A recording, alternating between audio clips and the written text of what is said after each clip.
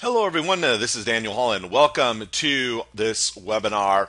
And I am really excited about this because, well, number one, we had tremendous interest in it. Lots of people registered for this particular training. And I am very happy about that because it covers a very crucial, very important subject if you are a digital publisher. And I have with me as my guest today Miss Jeannie Mayu, who is, by the way, a Real Fast Book Club member, and she is also an expert at copyright law and fair use and the fair use doctrine. And I brought her on as essentially to teach you all, to inform you of the best the best practices and some of the secret trapdoors and some of the obstacles that you may face if you are a digital publisher and you're interested in publishing maybe public domain stuff, or maybe borrowing or using copyrighted material, and what you're interested in knowing what the parameters are and whether or not you could do that, etc., etc. You have questions regarding copyright law, and our guest today, Jeannie Mayu, has answers. Okay. Now, I will tell you that this is a pure training webinar in that with this webinar, all you got to do is just listen, right? In other words, we're not going to have any kind of offer for you other than I am going to give you an incentive for going and buying Jeannie's book here, which I've got displayed for you, which, as you will see, is it's only a $9.99 deal, right? That is so. In other words, it's a pretty sweet deal, and that's only if you want it, right? If you want it, I am very pleased to say that this is a really fine book, and Jeannie has done an excellent job with it. And I think if you are a publisher at all, if you're a writer at all, if you're an author, if you're an information product creator, you need this book. Okay, you absolutely need this book. And at the end of today's presentation, I'm going to be giving away some bonuses that hopefully you will want. I think you will. And number two, you will only get those bonuses if you've bought this book. All right. So yes, I do want to encourage you to go ahead and grab this, but we'll discuss that in due course. Let me now pass the microphone over to Jeannie and yield the floor to her. Jeannie, the floor is yours. Okay, excellent.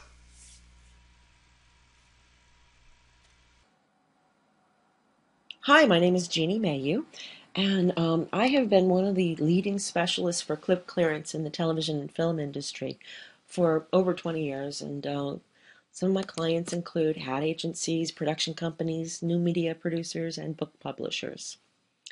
I'm an award-winning producer and also a legal clearance supervisor, working mostly on clip shows. And some of my shows have won, Emmys and an Oscar, Cable Ace, a Clio. Clios are for TV commercials. So I specialize in kind of clip collage type television shows. Things like, I don't know, When Animals Attack. That was one of my first shows. I did documentaries on the Discovery Channel where we used archival footage to retell stories. Anyway, enough about me. Let me talk to you about why you're here, and that's the book. And the subject is about copyright law on the Internet. My book is called The New Frontier of Copyright Law and Fair Use on the Internet. It's an essential guide for writers, bloggers, video producers, and web designers and music producers. So let me just, right off the bat, define copyright.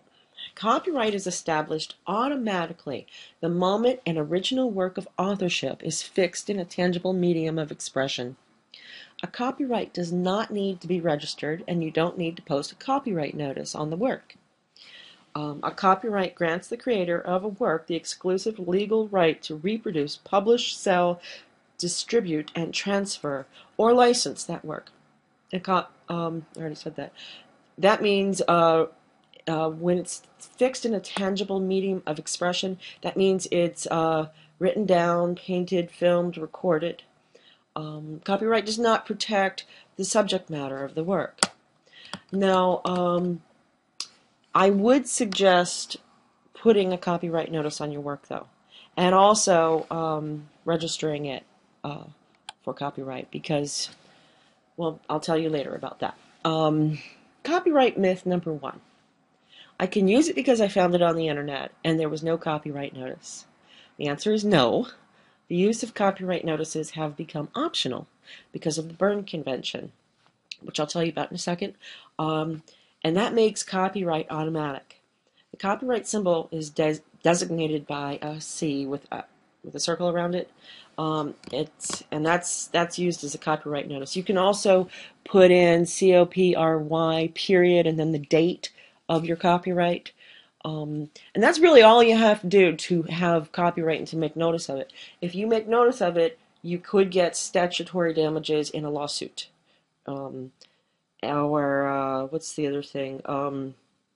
If you registering it, you need to register it in order to get statutory damages, but you don't have to. So if someone rips you off, go and register it ASAP. Oops, I'm sorry about that. Copyright myth number 2. I can use it because I'm only using a small portion of it. The answer is yes and no, if you consider the fair use doctrine. Fair use applies to criticism, education, satire, and parody, and also the news. I don't have that there.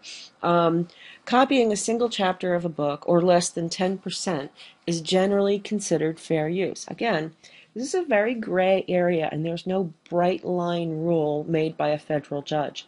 Bright line rule means it's written down and adjudicated. It was heard in a court of law, and there was a decision made on it. Fairness also means crediting original artists or authors.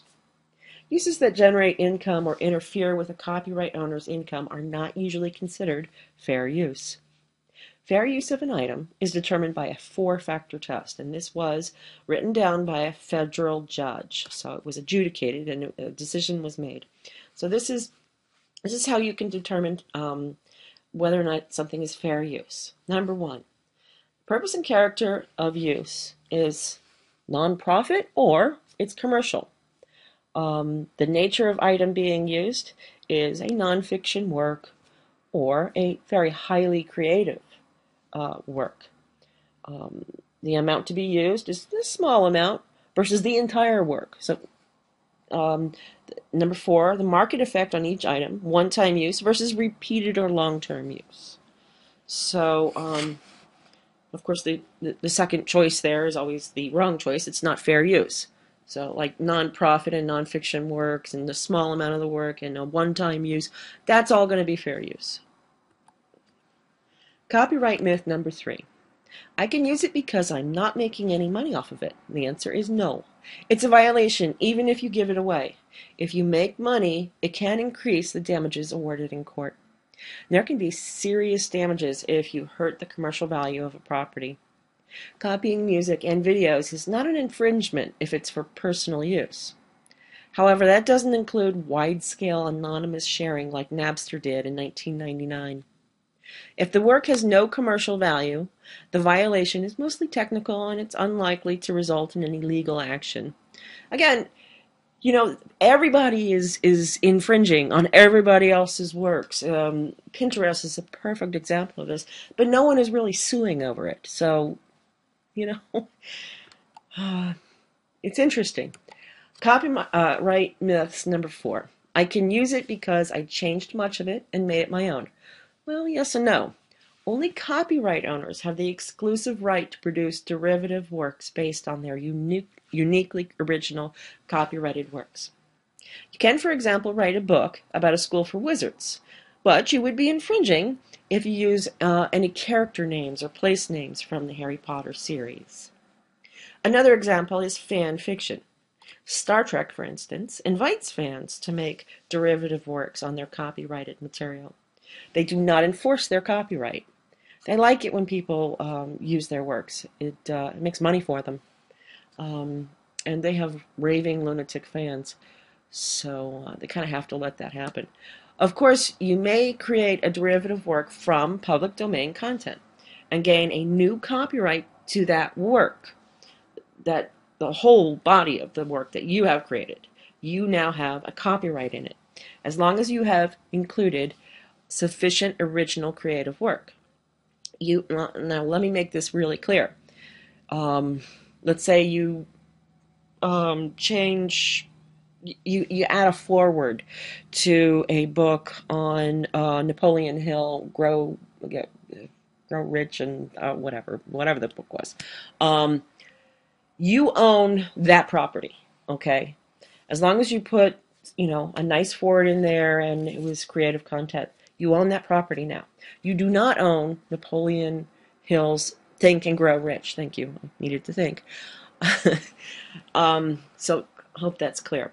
You may use small portions of a copyrighted work under the fair use doctrine. A derivative work.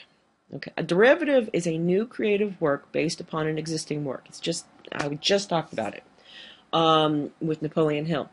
When you create a derivative work, it's separately protected under copyright law. You retain your own copyright in this work. I just talked about that. Sorry about that. Throw a mustache on Mona Lisa and you own that new work. A derivative must include sufficient original creative work. I think we're clear on this. Orphan works.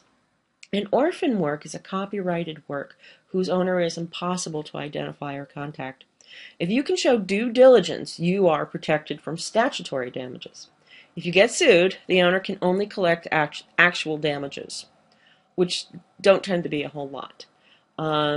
Orphan works are commonly used, especially in the television business. When I did clearances for most of my shows, we ended up, of course, showing due diligence and having a really great paper trail of where we searched, and we would even hire the Copyright Office to do the search for us, because even though I could do it myself, so that it showed that the search was done officially. We also put money in a trust with what a large license fee would be, and we would keep that in a trust for a couple of years, or at least as long as the program was on the air. What is public domain? Public domain status is when copyrighted content is no longer owned or controlled by anyone, but it rather becomes a common treasure available for anyone to freely use for any purpose.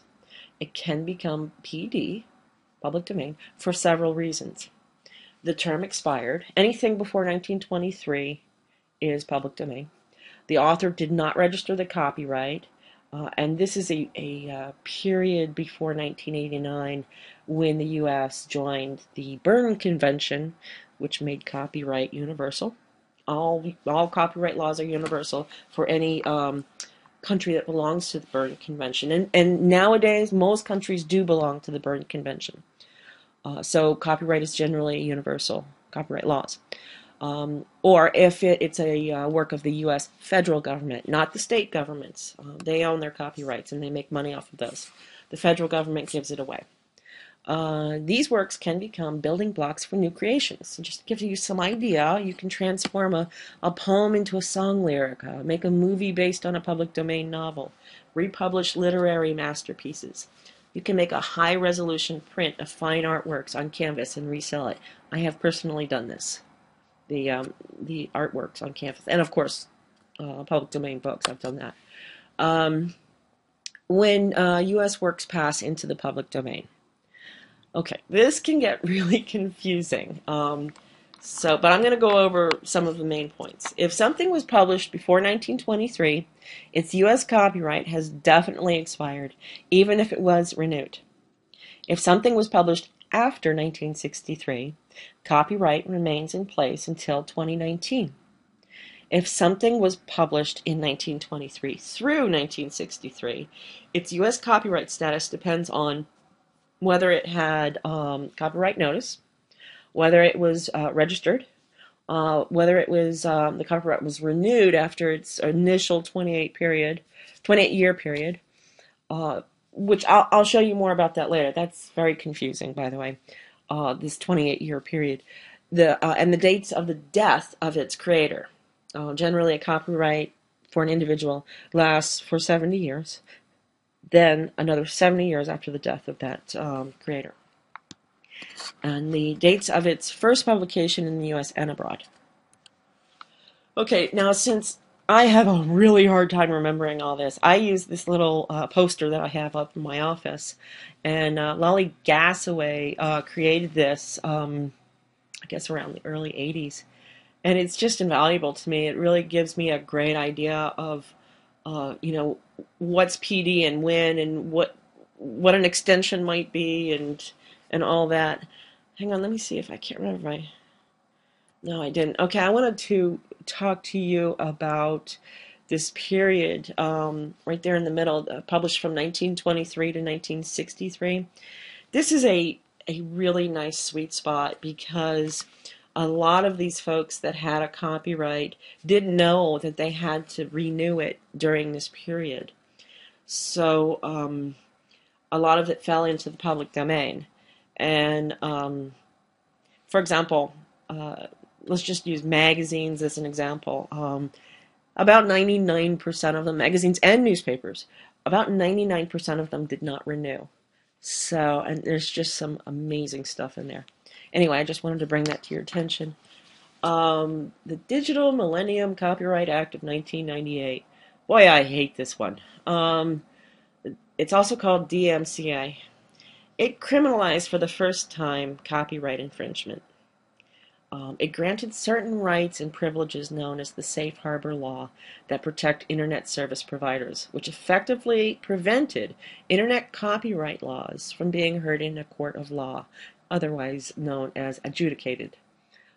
Instead, the infringer just gets erased from the Internet.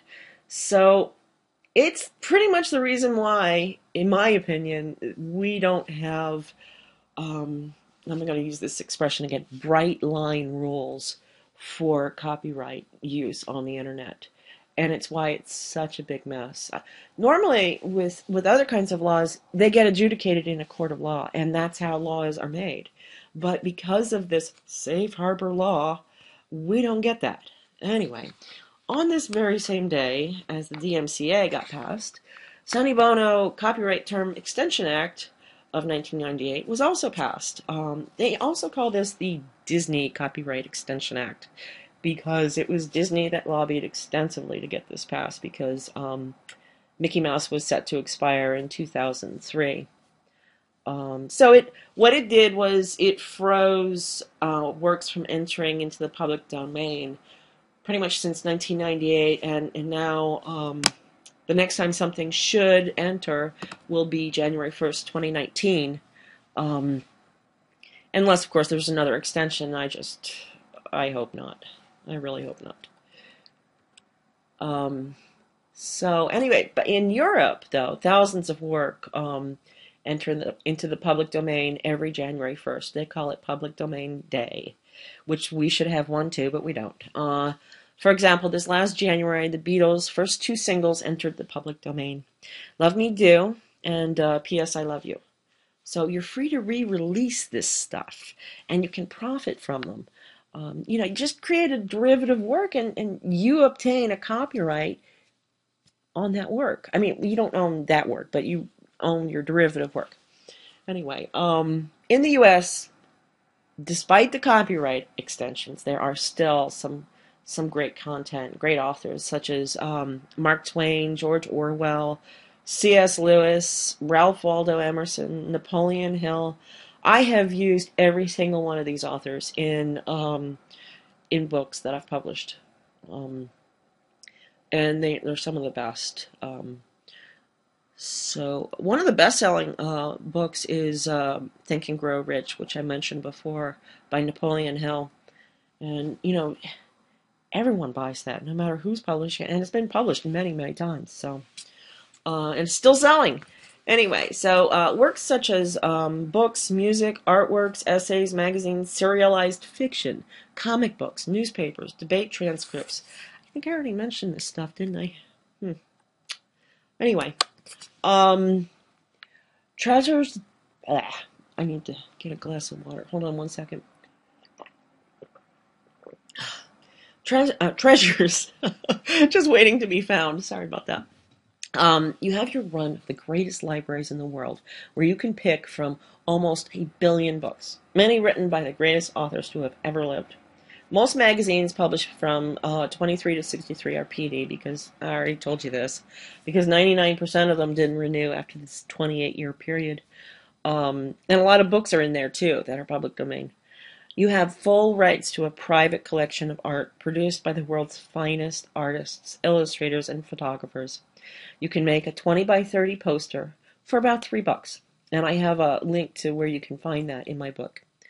You have the keys to the film vaults containing thousands of classics, all from vintage movies to cartoons and documentaries. Again, in my book, all the links to find that stuff. You have unencumbered access to millions of current reports, books, videos, images produced by our federal government, the U.S. federal government, every year. The largest content creator in the world. This could be a constant source of income for the rest of your life, and even 70 years after you die, leaving your loved ones with an annuity and multiple streams of income, which is what I have right now. The average ebook on Amazon will earn its author $423 this year. Doesn't sound like a lot, does it? But keep in mind there's the millions of free books and a handful of books that earn, well, maybe a couple hundred that earn over $60,000. So if you figure an average lifespan is 70 years, and then add another 70, which is when the copyright ends, you get about $59,220 on one book. Okay, so I know interest may fade if you don't promote it, but even if the book sells well a couple of years and you publish several of these books, the dollars do start to add up. Don't forget, when you create content, it gives you the right to license it. This is yet another source of income. Even you can license this content, even if it's your own derivative work off of a public domain item. I know that sounds confusing, but it's true. Publishing on Kindle. 3 years ago, as a test, my 13-year-old daughter and I compiled essays from 8 of the greatest writers in history. I wrote my own foreword. Kindle will only accept derivative works. You can't just republish public domain works without adding your own content. Well, anyway, I wanted to tell you, I did this as a test, and I purposely did not market it, and I wanted to see how well it would do if it just sat there. And to be honest with you, I had forgotten about it. And I checked just the other day, and I found out that I had made, I think it was $433 over the last close to 3 years. And it just sat there. I couldn't believe I made any money off of it. I was pretty excited, and so I'm going to start marketing this book. I made the cover in Keynote, which it took me maybe an hour, and all that is public domain content that's on there, on the cover. And what was it? Oh yeah, it took Casey and I to compile all this about 2 to 3 days. We had never done it before, and so this was our first foray into this. And nowadays it takes me a couple of hours to put something like this together. And then to upload it, maybe another couple hours after that, because formatting issues can be a little difficult. Here's a Kindle success story. Alex Flynn took Beauty and the Beast and rewrote it in 2007. She put a little modern spin on it and became wildly successful, and a critically acclaimed book series that is required reading in some schools. 4 years later, it was made into a film, a box office smash, $28 million. How'd you like to be her? Now, some of the biggest selling books on Kindle are derivative works of public domain content. And The three derivative books here are in the top 5 of their respective categories. The Art of War is number 1 in all 3 of its categories. Anybody can do this. There is a huge demand for audio versions of public domain books. Right now, 7 of the top Kindle audiobooks are public domain. And this picture down here, the Les Mis by Victor Hugo, that's an audiobook, and it's one of the top-selling books in audiobooks. There is also a huge opportunity in translations. Translate a public domain book, and you could corner a market in that country if it's not available in that country. And trust me, there's a lot of classics that are not available in other languages. So you would have the only book available in that language. And yeah, I know you're probably saying, oh, I don't speak another language. Well, guess what? A lot of people do, and they pretty much charge anywhere between $1 to $5 an hour for their time. So it might behoove you to hire someone from, I would probably go with 123employee.com and get someone who speaks really good English and really good, I don't know, let's say Filipino, and is able to translate it. How to make money from nothing. You may be wondering why most of these top titles in Kindle are free. They pay you royalties even when you give your book away as part of their lending library for Prime members. Being in this program boosts sales for some authors as much as 600%, and it helps you to get into the top 20 list, which is essential for selling books. Now, Kindle's got some rules on this, and I want to be really clear here. You need to change your content quite a bit if you're going to get into this lending program. Or what? Let me explain this better. You're going to get into the lending program no matter what. The PD content is automatic, okay? But getting into this 70% royalty is very difficult with Kindle. They have a lot of rules on PD content, so it needs to be very, very much your own content. And I'll go into that a little bit later. Okay, another source for public domain content is Creative Commons. Sorry, I had to drink some water. Creative Commons is a great source of free content that offers access to high-quality, modern digital works. You know, this is work that's created by some of the most talented minds in today's world.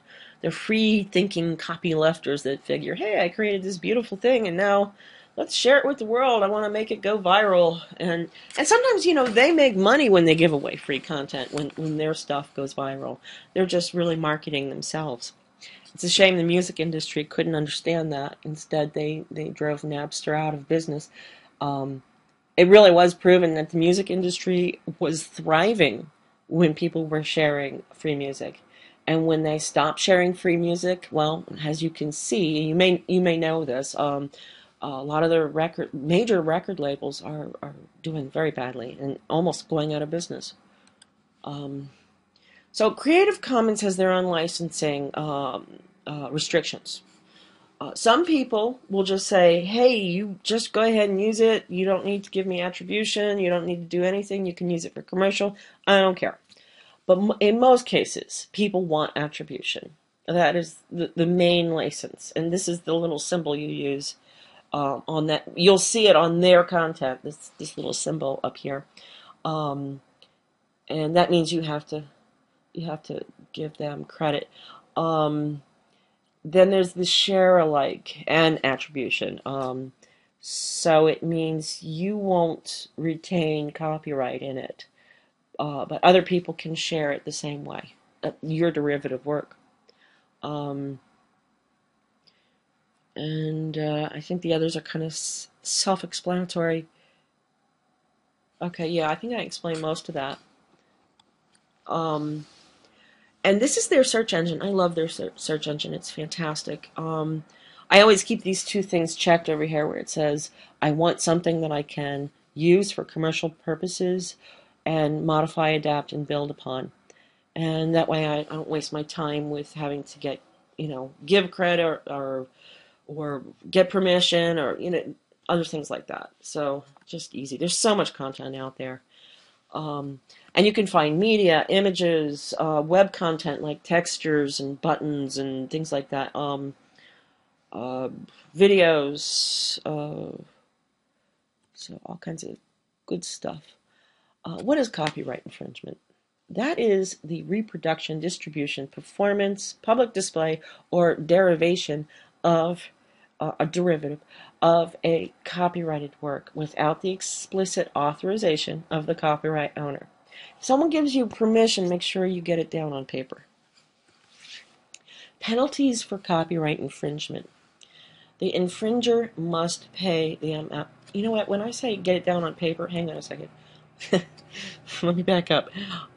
When I say that, what I mean is make sure you have evidence that you did indeed get permission, and that means like evidence of the email that was sent. You don't necessarily need someone's signature on something, but it could help to shoot them out a licensing contract.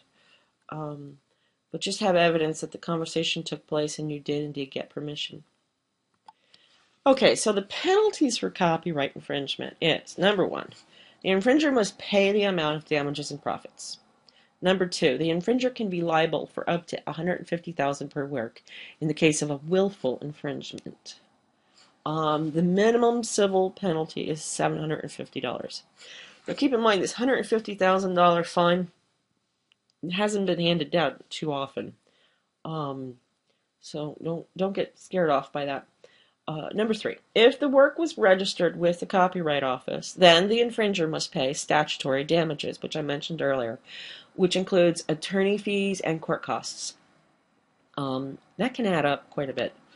The court will issue an injunction to stop the infringing acts and may impound the infringing works. So imagine you're going to lose like your whole book or an entire web page, maybe even an entire business over this. So this is why it's very important to make sure you've done due diligence. Willful infringement can bring criminal penalties, including imprisonment of up to 5 years and fines of up to $250,000 per offense. I had forgotten I put that fire thing in there. By the way, I'm in Scottsdale, Arizona. It's really dry today, so I'm very thirsty, and I'm losing my voice. Penalties for copyright infringement include: infringer must pay the amount of damages and profits. The infringer... Wait a minute.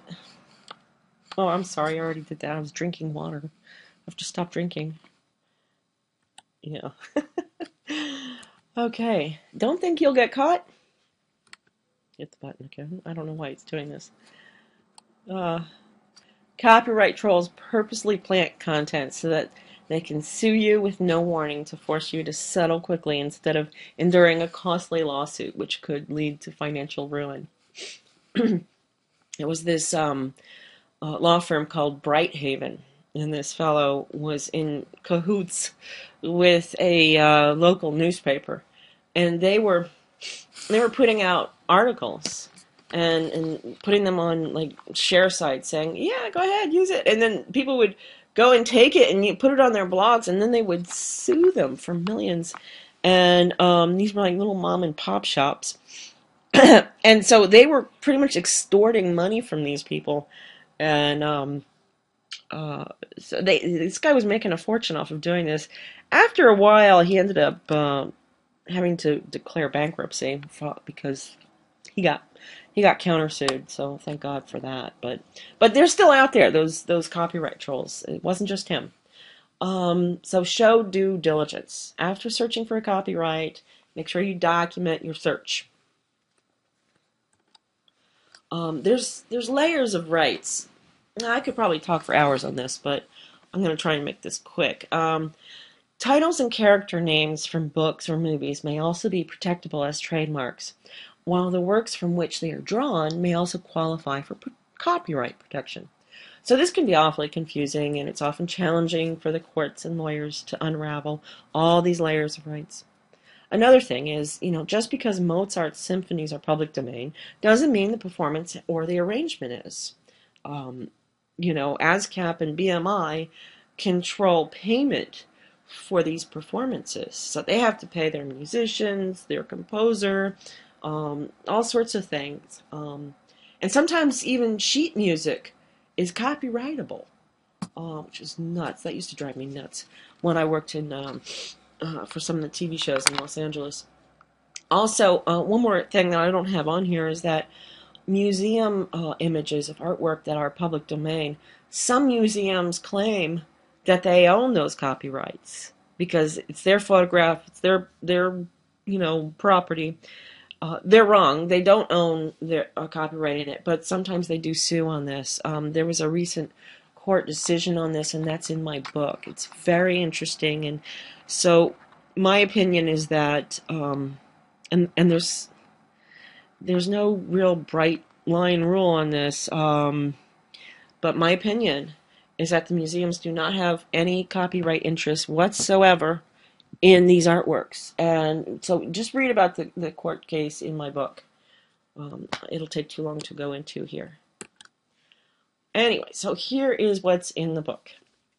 I have reference resources to help you stay on the right side of the law, essential reference resources for finding public domain content, essential tools and apps to find public domain content, tools and reference resources to help you find free and nearly free content, resources like images, video, music, sound effects, textures, logos, fonts, books, tools, tips, and tricks on how to create the content for publishing. I'll give you ratings and rankings on the top print-on-demand services, scanning services, OCR tools, video productions, and distribution tools. I have this is not just a data dump. It is actually reviewed and described as to why I thought these were the best tools and tips. I'll also teach you how to use Google to search some of these more archaic search engines, like, for example, archive.org. Their search engine is horrible, but they have the best resource for public domain items. So I'm going to teach you in the book how to use Google to just find stuff at archive.org and other places too. There are some tips on that. Now, video tools. In order to promote your content, you need to make videos, because having a video will get you to the top of the search engines. Google loves videos. But you don't need to have your own, editing software. You can use editing software online. Some of them are paid, but they're like $2 or $3 a month, and they're well worth it. You get free music with them too. There's screen capture software. There's teleprompting software. Most of this is free. Video distribution and marketing. Again, a lot of that is free. And I'll also give you some tips and tricks on how to get people to do this for you for nearly free. I already told you about that. Okay.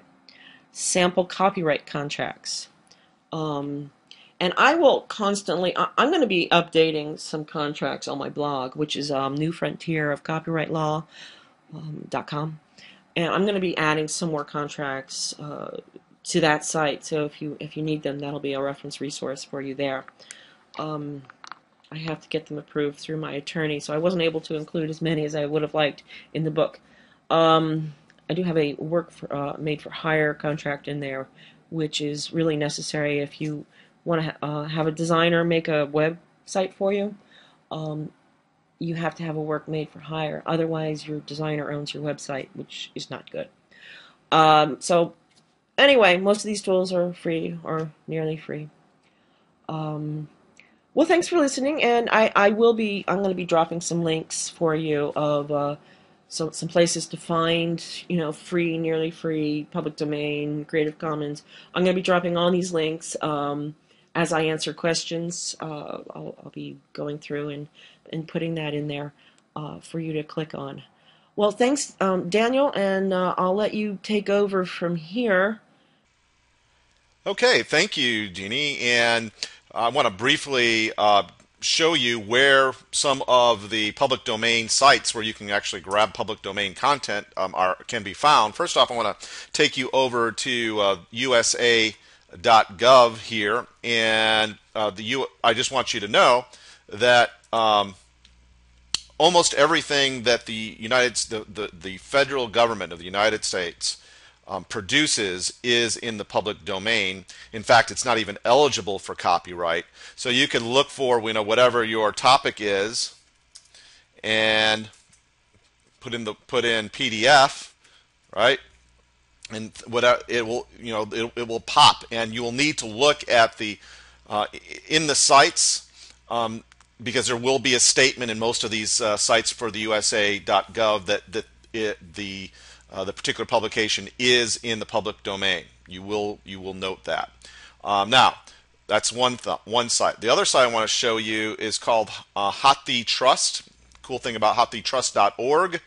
As you can see here, this is a compendium of research institutions and universities worldwide that have got together, and they're sharing their libraries, and they're digitizing their libraries with the help of Google. The thing I want to show you here is, if I scroll over, so you can see that there are about a little over 10.5 million titles in in this library, or in these combined libraries. But look at how many of them, it's right down here, look at how many of them are in the public domain. About over 30% of them. I mean, you, me, all of your family, all of my family, all of our extended families, we could publish public domain content just from these sources alone for the rest of our lives, and never even scratch the surface of it. And that's how much is here. Okay, and that's just one source. Now, I want to give you one last one here, and that is archive.org. Okay, archive.org. And I would go here to where it says text and take a look at some of these libraries.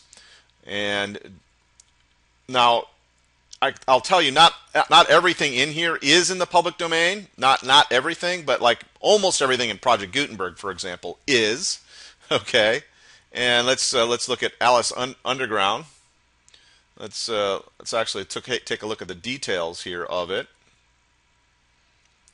And so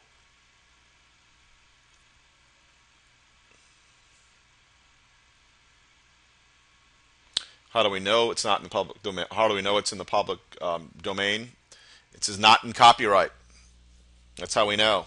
Or sometimes it'll even say it will say public domain. All right. So those are the additional resources that I wanted to give you, in addition to the Creative Commons search that Jeannie gave you. I think it's search dot creativecommons.com. It'll bring you to that cool search page. So excellent.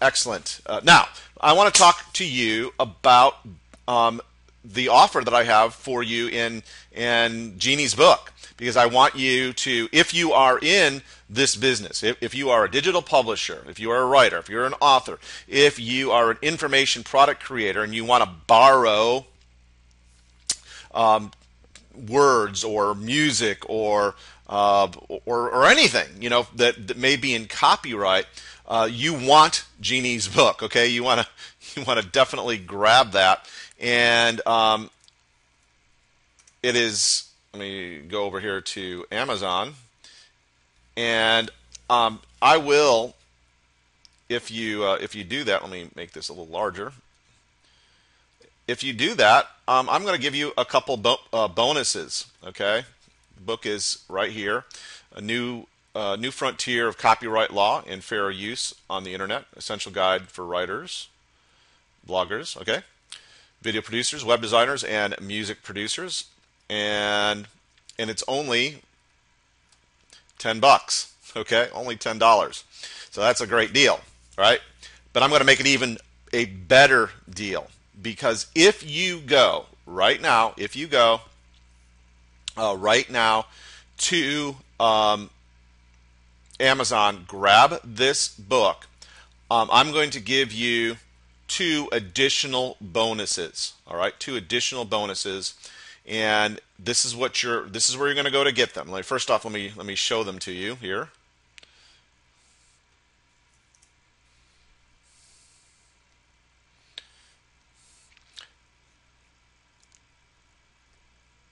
As soon as you have grabbed, as soon as you grab this book, I want you to navigate over here to danielhallwebinars.com/bonus. Okay, bonus. And I'm going to give you these 2 bonuses right here. First one is a special report that I wrote called Free Traffic from Simple $5 Software You Create. This tells the story of how I went to Fiverr.com. I had a small piece of software design in a very specific, very strategic way, and how I use that software to drive traffic, free traffic, completely free. It's really pretty cool, to one of my sites. And the really cool thing from your standpoint is it's completely duplicatable. Okay, you definitely can duplicate this. And the other thing that you're going to get as my special bonus, if you get Jeannie's book, is best practices checklist for email marketing. Okay, and this is my internal report that I wrote for my staff before they send out an email, and it's chock loaded with great best practices. Okay, and you're going to get both of those if you get Jeannie's book, and then navigate here to danielhallwebinars.com/bonus. It's right up here. Okay, right up there. And then scroll to the bottom of the page, or almost to the bottom of the page, and put in your name and email address right here, and we will get you those 2 special bonus reports. Okay, excellent. So Jeannie, thank you. Thank all of you for listening. This is really a great value. And I just wanted to juice it a little bit and give you a real incentive to go get this book right now, because you do in fact need it. Okay, if you are in this business, you absolutely need it. All right, thanks so much. Catch you later. God bless.